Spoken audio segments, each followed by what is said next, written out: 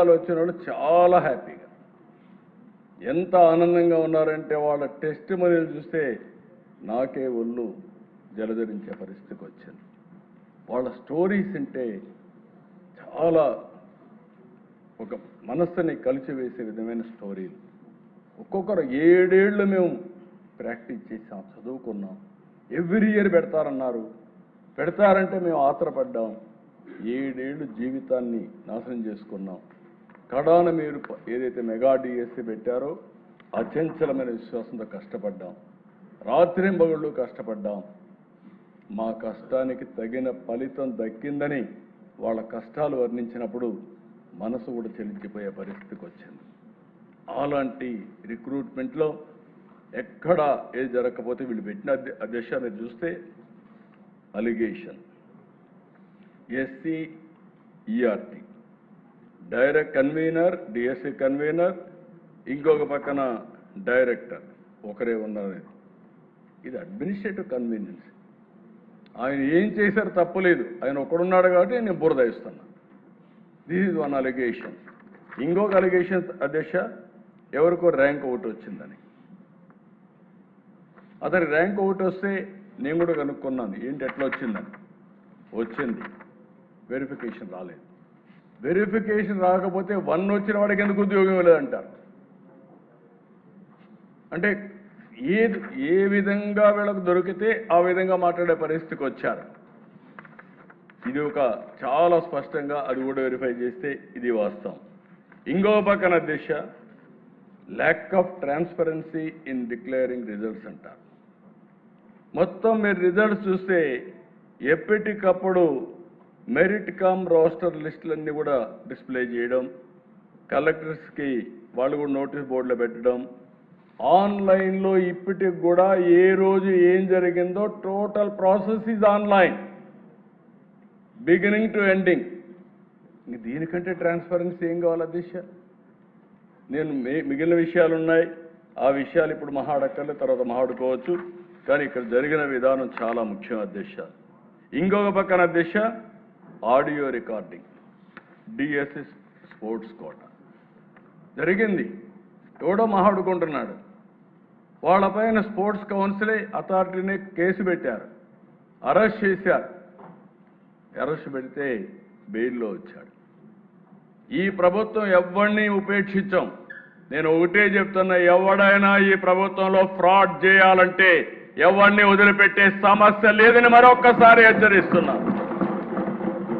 ఇంకొక పక్కన దేశ ఒక ఐఏఎస్ ఆఫీసర్ ఈ ప్రభుత్వంలో పనిచేస్తాడు, ఇష్టానుసారంగా మాట్లాడతాడు.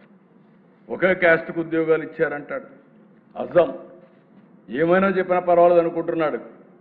చూస్తే 372 మంది స్పోర్ట్స్ కౌన్సిల్ వస్తే ఓసీ 46, బీసీ 185, ఎస్సీ 112, ఎస్టీ 29.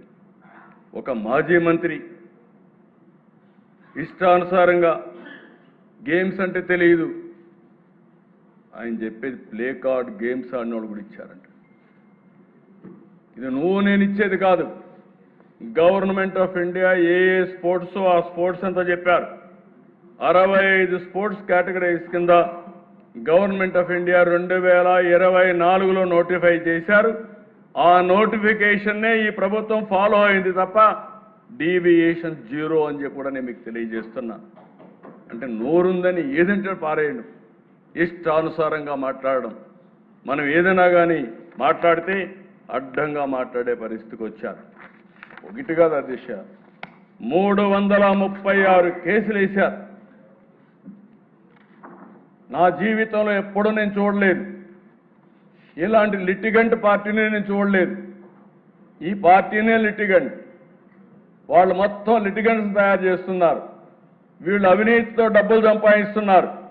ఆ డబ్బుల్లో ఇక్కడ ప్రజల్లో ఏం చేయలేరు కాబట్టి కోర్టుకు వెళ్ళి ఏదో ఒక విధంగా అడ్డంకులు సృష్టించాలని ప్రయత్నం చేస్తున్నారు. 139 వేస్తే ఇవన్నింటిపైన పరిష్కారం చేసి 148 రోజుల్లో ప్రాసెస్ పూర్తి చేశారంటే నేను శభాష్ డిపార్ట్మెంట్ మనస్ఫూర్తిగా అభినందిస్తున్నానని చెప్పి కూడా నేను మీకు తెలియజేస్తున్నాను. ఎందుకంటే అధ్యక్ష పని చేసే వాళ్ళని ప్రోత్సహించాలి, తప్పు చేస్తే యాక్షన్ తీసుకుంటాం.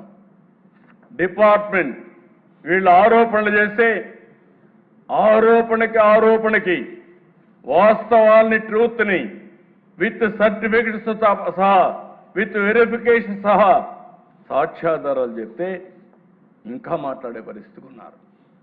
కడాన దిశ మీరు చూస్తే ఈరోజు నేను ఎంత ఆనందపడుతున్నానంటే ఈరోజు రావాలని వెయిట్ చేశాను. మొట్టమొదటిసారిగా ఉద్యోగాలు వచ్చిన టీచర్లు మా ఆత్మ గౌరవాన్ని దెబ్బతీస్తున్నారు. కబద్దార్ మేము కూడా రోడ్డు మీదకి వచ్చి మమ్మల్ని మేము కాపాడుకుంటామని పెద్ద ఎత్తున ముందుకొచ్చారు. కర్నూలులో కొండారెడ్డి బురుజు, నిన్నే అంబేద్కర్ సాక్షిగా కొన్ని వేల మంది వచ్చారు. రోడ్డు మీదకి వచ్చి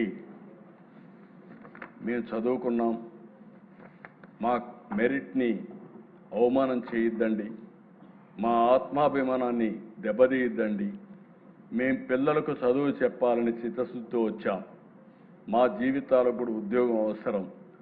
అదే సమయంలో మేము పిల్లలకు చదువు చెప్పగలుగుతాం, మమ్మల్ని అవమానిస్తే మా ప్రతిభని కించపరిస్తే రోడ్డు మీదకి వచ్చి జవాబు చెప్పే శక్తి కూడా మాకుందని మొట్టమొదటిసారిగా ఈరోజు టీచర్లు రోడ్డు మీదకి వచ్చారు. నేను అభినందిస్తున్నాను. ఇలాంటి రోజు రావాలి. ఎప్పుడైతే ఇలాంటి తప్పుడు ఆరోపణ చేసేవాళ్ళని ఇలాంటి ప్రతిభ ఉండేవాళ్ళందరూ చెప్పగలిగితే అది కరెక్ట్ అయినటువంటి ఫిట్టింగ్ రిప్లై అధ్యక్ష.